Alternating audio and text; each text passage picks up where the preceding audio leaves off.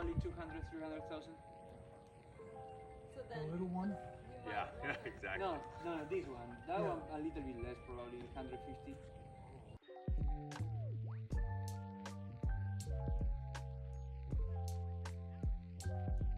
How the panels might redistribute precipitation from dew to rainfall. If you have snow, do you want it on top of your panels or do you want it on top of the hives or not?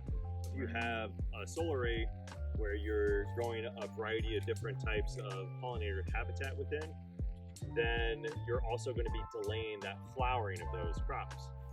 So maybe as the bees can fly 5 miles, they can go in many different directions, capturing flowers that are blooming normally in full sun.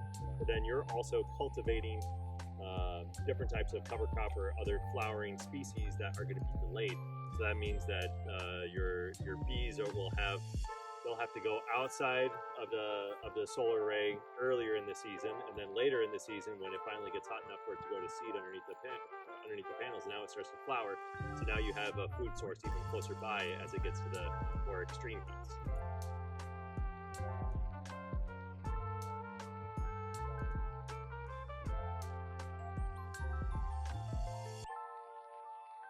If a goat jumps on a panel, it may not destroy the panel right out, but it could cause breaks in the panel. And if the solar panel starts to have cracks in it, each of those little cracks starts creating shade on the solar cells. So a panel that's cracked a bunch can actually is reduced efficiency because of all the shade that the cracks on the panels provide to the solar cells beneath them.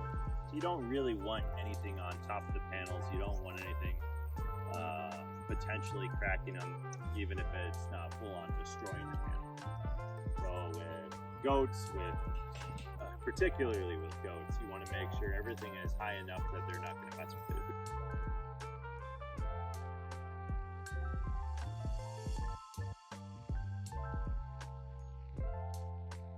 If I have my plants here, they're going to have more shade through probably early summer before they get hit with sunlight. Whereas the closer I have them to here, they might have sunlight throughout most of the winter time except for maybe 1 month. So if you're trying to protect your plants from waking up too early to have flowers, then it's a question of where within this space do you want to have your row of perennials. Rain coming down, it's not, what is that, maybe like 12 feet of panels along those lines. It's not 12 feet of water that's coming to the end. It's actually 3 feet that then gets dropped off at that small gap, and then another 3 feet that gets dropped off, and another 3 feet that gets dropped off. That's just weedy, right? That means that area is vastly more dedicated shade.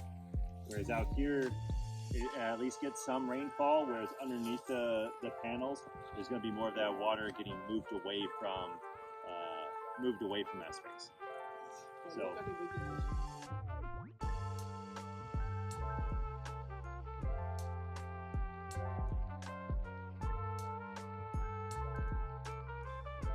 selecting what type of equipment that you can use within the solar array, or if you already have the equipment, like this is going to be pretty close to $500,000, if not more, for buying this, and this thing is probably another 100,000.